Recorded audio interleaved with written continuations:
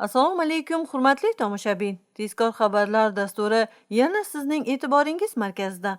Kanalimizda bizni kuzatib boring va obuna va like tugmachalarini bosib qo'yishni unutmang.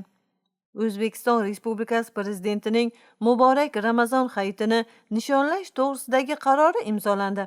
Unga ko'ra, joriy yilda Ramazon hayitining birinchi kuni 30-mart yakshanba kuniga to'g'ri kelishi haqidagi O'zbekiston musulmonlar idorasining axboroti ma'lumot uchun qabul qilinib, mamlakatimizda 2025-yil 30-mart kuni Ramazon hayiti bayrami sifatida keng nishonlanadi.